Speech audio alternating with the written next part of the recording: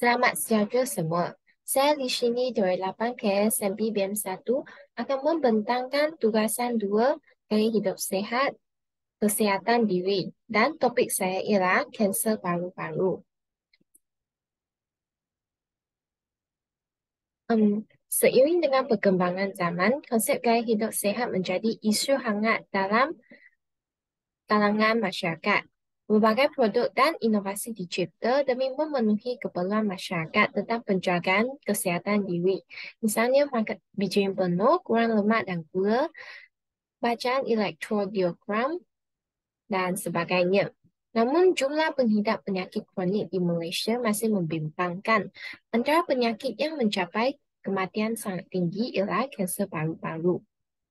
Kanser paru-paru berlaku apabila sel yang tidak normal sama ada berbara atau malignant tumbuh dan membiak secara tidak terkawal dalam paru-paru. Jadi kanser paru-paru boleh merebak ke nodus limfa berdekatan iaitu kelenjar atau organ lain. Secara amnya, kanser paru-paru terbahagi kepada dua jenis utama. Pertama, 80% kanser terdiri daripada jenis kanser paru-paru bukan sel kecil, non-small cell lung cancer (NSCLC). Kanser ini merangkumi 3 subjenis utama. Pertama ialah adenocarcinoma, karsinoma sel squamous dan karsinoma sel besar. Adenocarcinoma ialah bentuk yang paling lazim. Jenis kanser ini bermula di sel penghasil lendir dan selalu dijumpai di bahagian luar atau bahagian pinggir paru-paru. Karsinoma sel squamous pula bermula di sel yang melapisi bahagian dalam saluran udara, biasanya terdapat di bahagian tengah paru-paru. Manakala karsinoma sel besar muncul di mana-mana bahagian paru-paru dan sering tumbuh dan tersebar dengan cepat.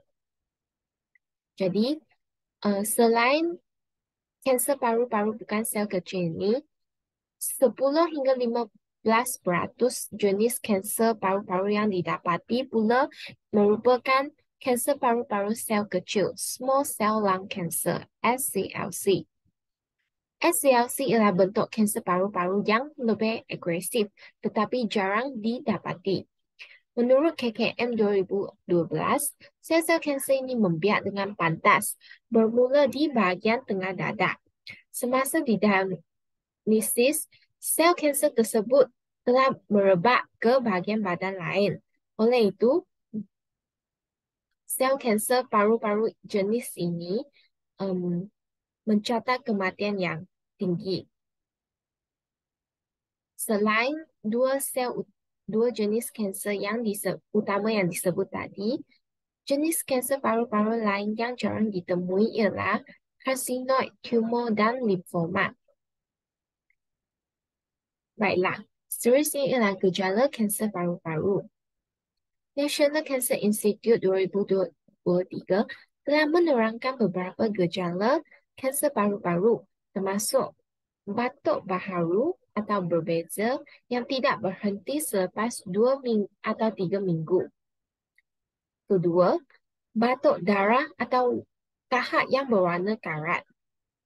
Ketiga, sakit dada ketika bernafas. Keempat,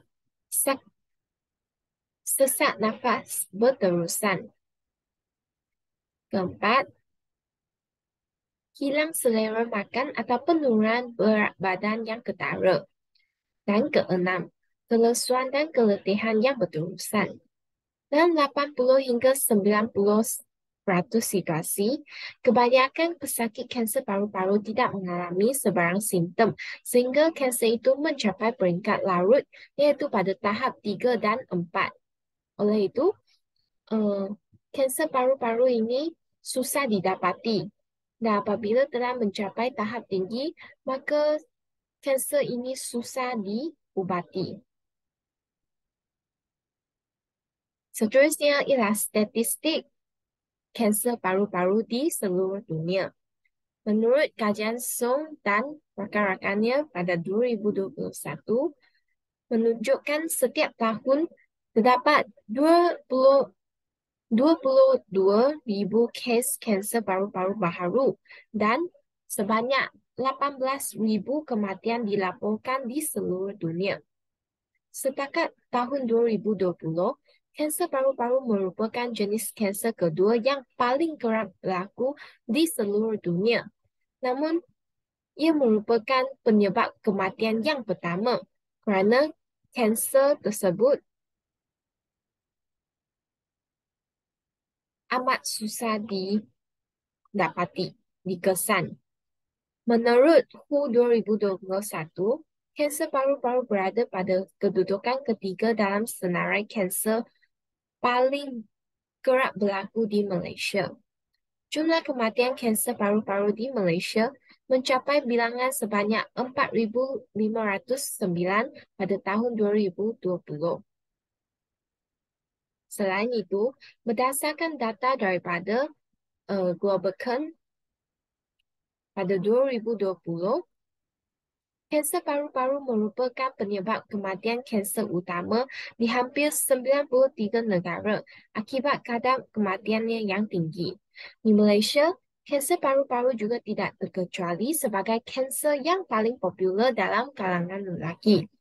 Fakta ini dipercayai kerana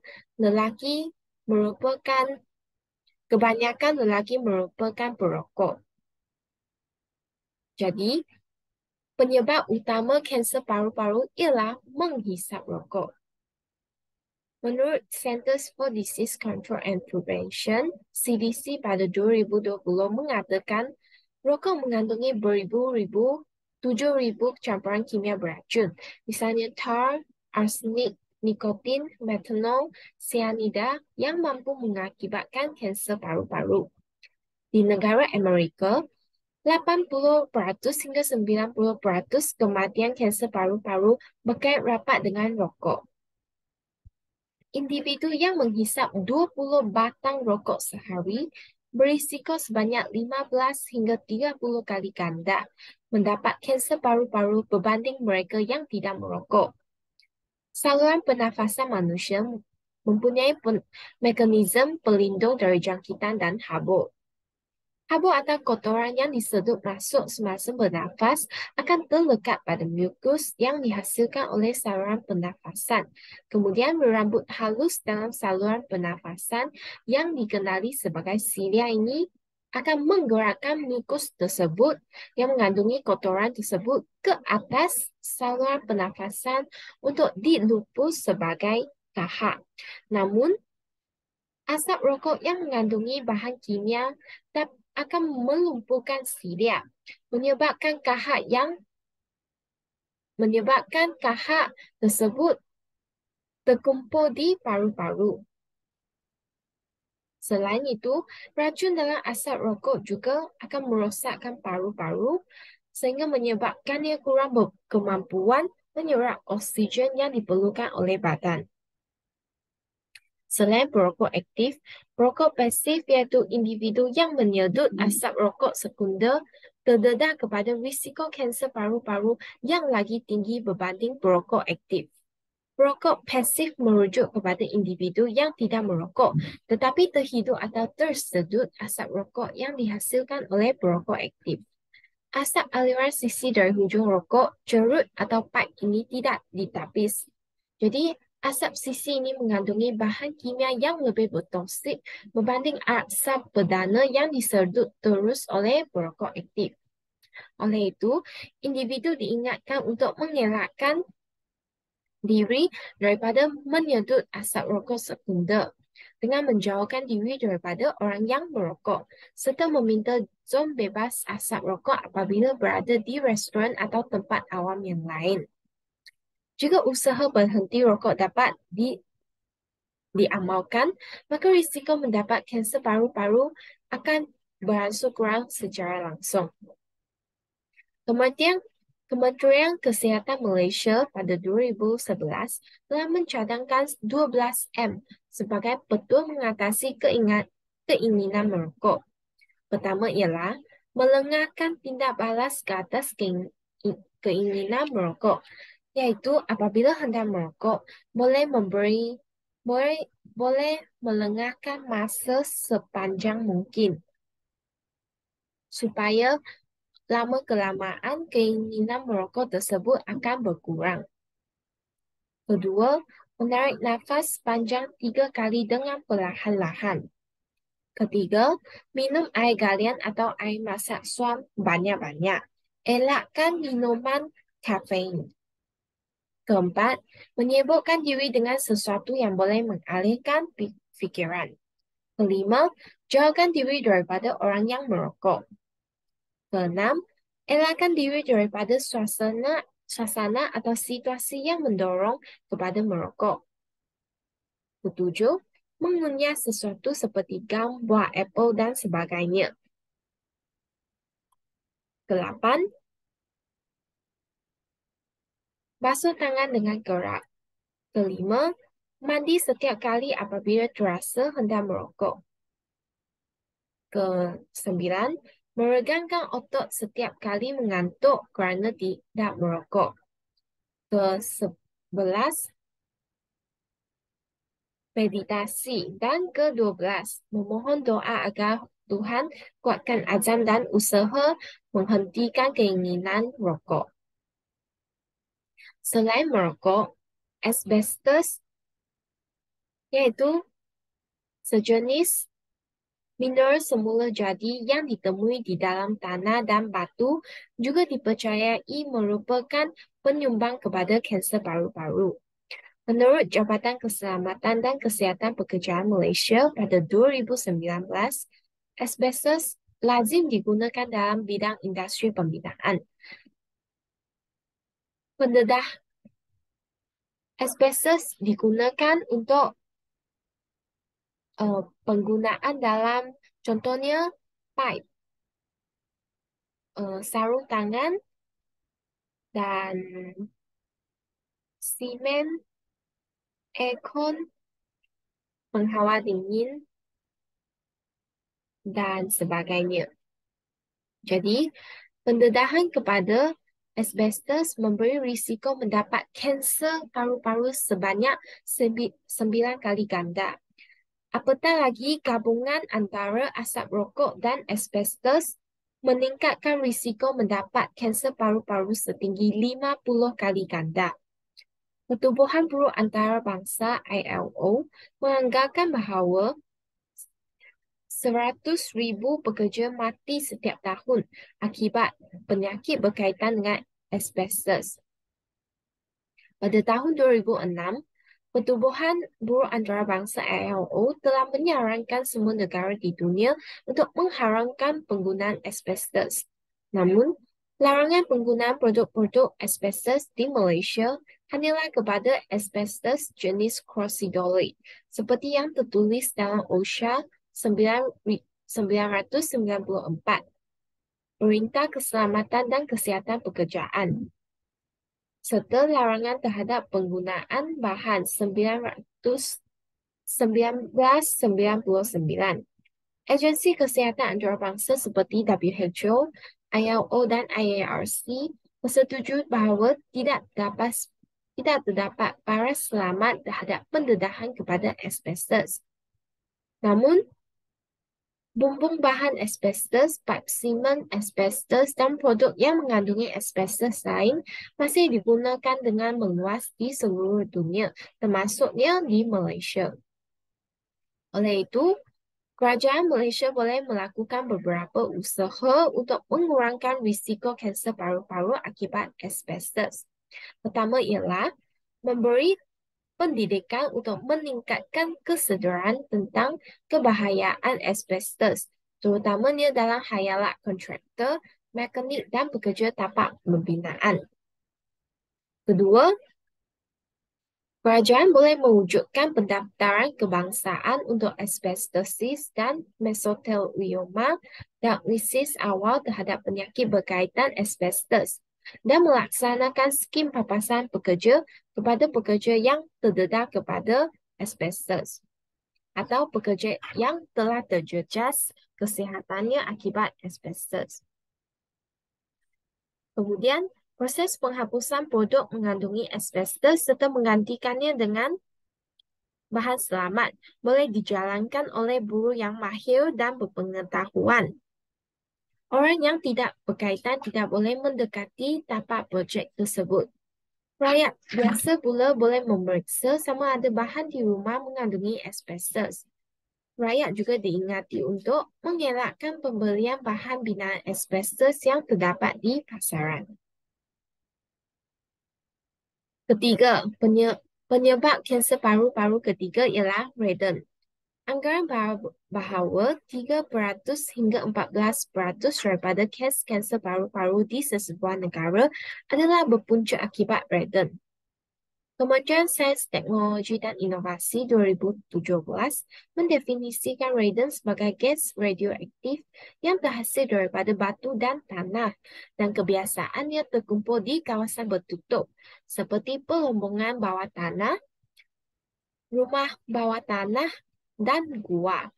Radon juga boleh ditemukan di bahan pembinaan yang digunakan untuk rumah kediaman, sekolah dan tadika serta air yang diekstrak daripada perigi. Menurut WHO 2023, berkaitan antara radon dengan kadar peningkatan kanser paru-paru pertama kali dikesan pada pelombong uranium yang terdedah kepada kepekatan radon yang sangat tinggi.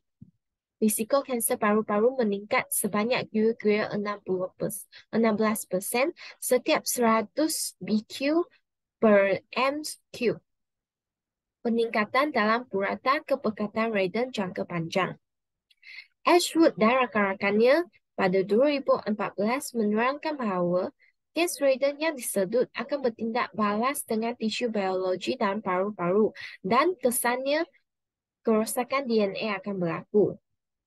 Jadi, untuk mengelakkan pendedahan kepada gas radon yang pekat, beberapa langkah boleh dilakukan.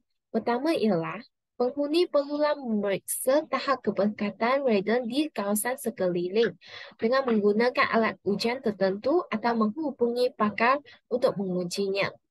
Kedua ialah, melindungi diri dengan memakai alat pelindung, terutamanya bagi pekerja kilang atau pelombong yang berisiko tinggi terdedah kepada bahan kimia toksik. Ketiga, bangunan haruslah memenuhi syarat iaitu mempunyai pengudaraan yang baik serta tiada keretakan di lantai yang boleh dimasuki gas radon. Usaha yang boleh dilakukan ialah dinding konkrit boleh dicat dan lantai boleh diturap sebaiknya dengan jubin seramik. Selain rokok, asbestos dan radon, terdapat beberapa faktor pemboleh ubah lagi yang menyumbang kepada kanser paru-paru. Antaranya ialah sejarah keluarga yang menghidapi kanser paru-paru. Kedua, menghidapi penyakit paru-paru seperti bronkitis kronik, tuberkulosis pulmonary, atau fibrosis paru-paru. Bagi kedua-dua keadaan ini, individu bolehlah menjalankan ujian saringan kanser paru-paru setelah berbincang dengan doktor masing-masing. Saya usaha-usaha tersebut, Persatuan Kanser Kebangsaan Malaysia dan Jaringan Kanser Paru-Paru Malaysia pada 2021 juga menyarankan rakyat supaya makan makanan yang sihat seperti buah-buahan dan sayur-sayuran serta melakukan aktiviti fizikal berintensiti sederhana sekurang-kurangnya 30 minit setiap hari. Misalnya berjalan pantas, berjoging dan berenang untuk membantu badan menyingkirkan bahan bertoksik. Rakyat juga haruslah mengelakkan diri daripada pencemaran udara. Tafsirnya asap diesel dari exhaust kenderaan dan asap pembakaran terbuka. Sebagaimana banyak pun kekayaan yang dimiliki, isu kesihatan masih menjadi agenda utama dalam kehidupan. Bak kata, mencegah lebih baik daripada merawat. Dapatan Institut Kanser Negara 2019 merumuskan bahawa di Malaysia, hampir 95% kes kanser paru-paru dikesan pada tahap lewat iaitu tahap ketiga atau keempat bagi lelaki dan wanita. Semakin tinggi tahap kanser, semakin terancam nyawa. Maka, usaha mencegah kanser haruslah dilakukan sejak awal, termasuklah menghindari rokok, sama ada berperanan sebagai perokok aktif atau pasif. Kedua, mengelakkan penggunaan bahan asbestos. Ketiga, mengelakkan pendedahan kepada gas radon. Kelima, makan dengan sihat. Dan keenam, rajin bersenam. Individu yang disahkan menghidapi kanser paru-paru juga perlulah sentiasa bersikap positif untuk menerima rawatan. Kesimpulannya, pengamalan gaya hidup sihat adalah penting untuk kesihatan diri. Itu sahaja daripada saya. Terima kasih.